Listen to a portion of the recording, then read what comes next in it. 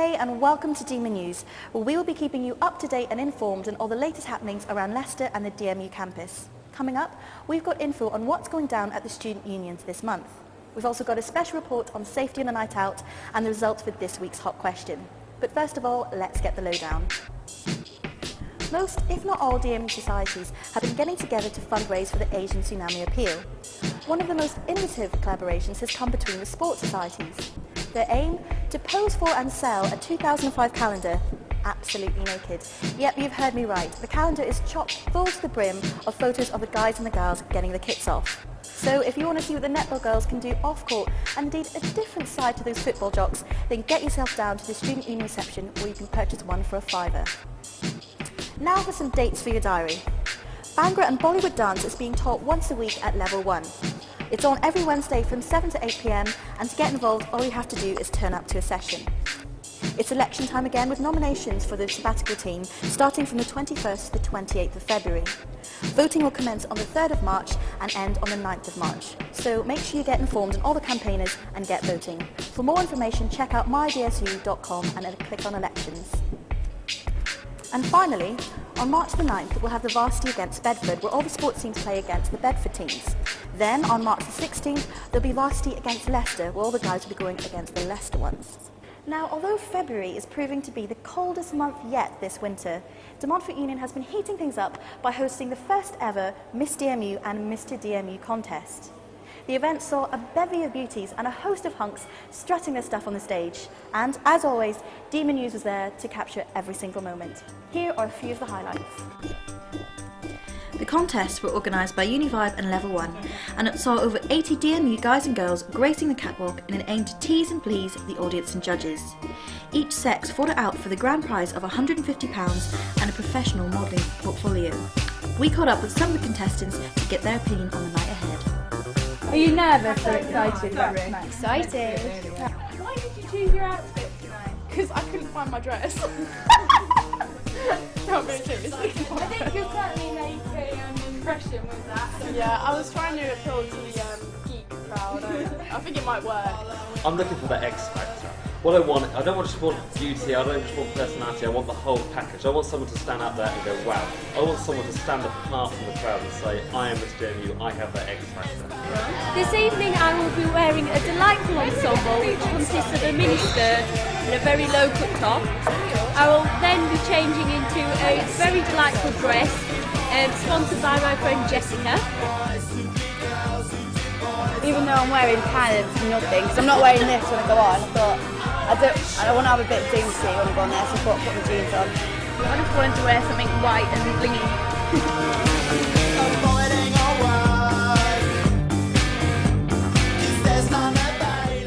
The first round was crucial, as it saw the 33 girls being cut down to just 12.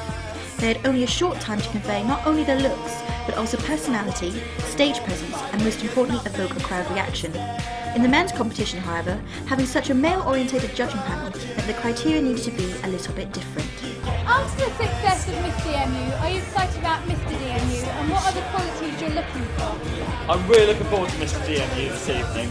Miss DMU was such a tremendous success. I really hope Mr DMU is going to build that. In fact, I know it will. I know it's going to be such a tremendous evening. I really hope it builds up for the future. In terms of qualities I'm looking for, the main factor is the X factor. It's all well and good standing up and saying, oh, I'm a Mr DMU football piece, or I'm a bit sexy or a bit handsome or whatever. Personally, I'm not going to judge on those qualities because I can hardly say what the sexiness is as a bloke. But I'll do my best. Who's the best guy? Who's the best looking? Who presents himself well? That's what I'm after. I'm after the X factor. I want the winner of Mr. I want the winner of Mr. DMU to really be able to say, I genuinely deserve that, and I sincerely hope they will do the same. I want the whole package, and I want the X factor. So, what will you be looking for in Mr DMU tonight? Oh, definitely someone who's really fun, a bit crazy, I think. Someone who's got that X factor. No one too serious. I don't want to do that. What would you do with the money if you did win Miss DMU? Share it with him and pay off bills and buy food. So have you seen any of the lads in Mr DMU that you like? The bunny rabbit is hot. He's wearing like hot pants. Is that a slightly see-through one? Yeah, that is true. Do you think you're the best looking boys in the competition? I think he is. I think he is. I'm the best looking bunny, definitely. Okay, and do you think you'll get more attention from the ladies from being in Mr. DMU? I hope so. I don't know if I can get much more than. So, did you know that it was Mr. DMU tonight and not Mrs? Well, I thought it was Mr. and Mrs. DMU. I thought it was Bring It Day, so. Do you think you could win? I reckon we will got a chance to win it, that's why we're here. If you were to win the modelling portfolio, who would you like to model with? You go.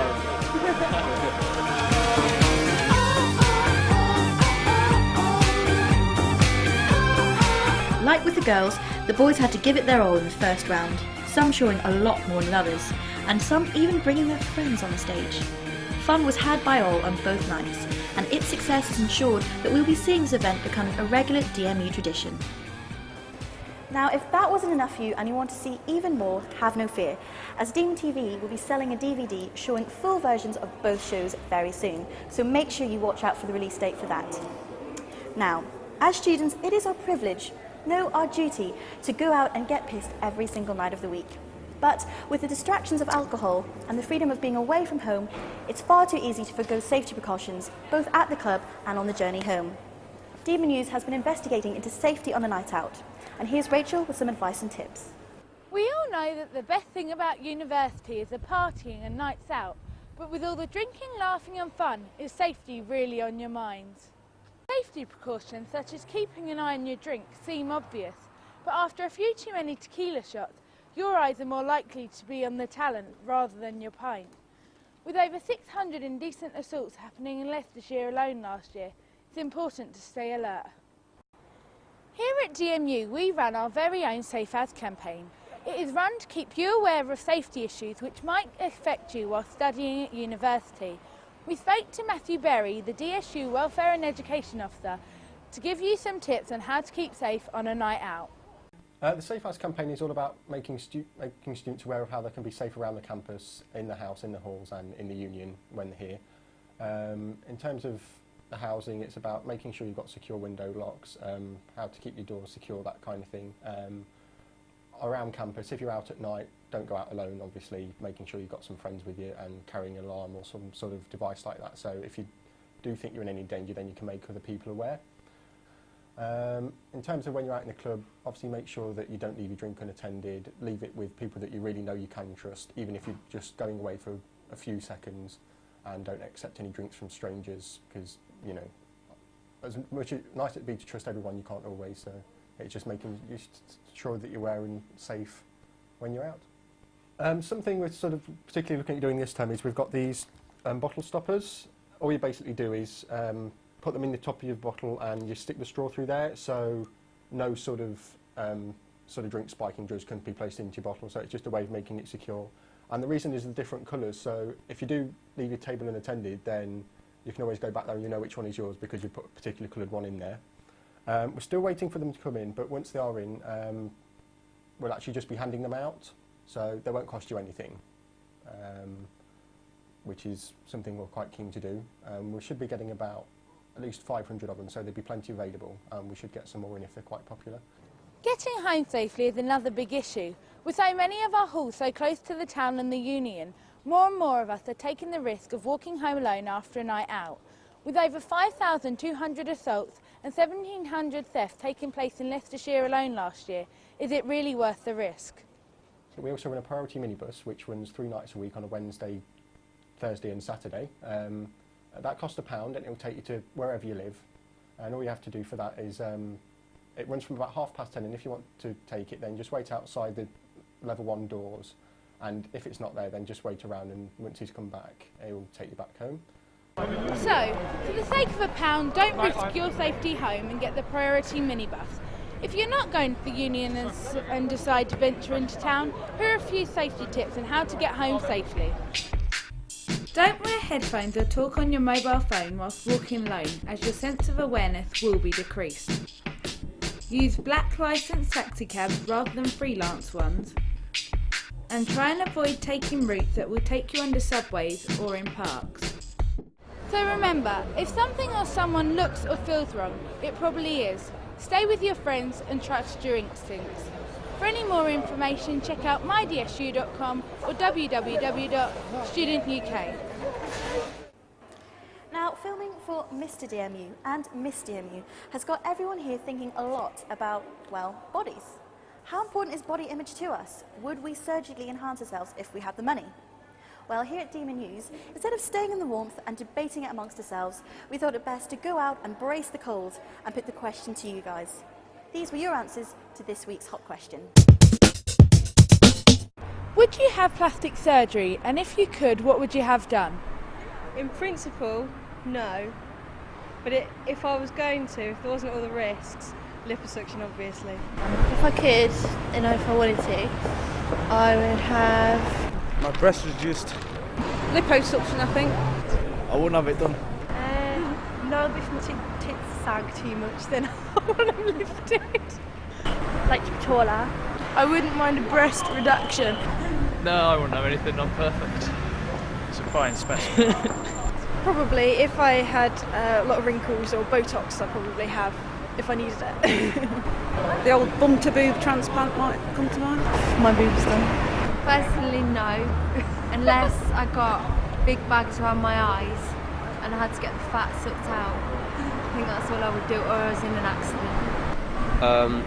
If I was like in a car crash or something like that, I may have plastic surgery if my face was all kind of messed up. That's the only time I'd consider it for medical reasons, I guess.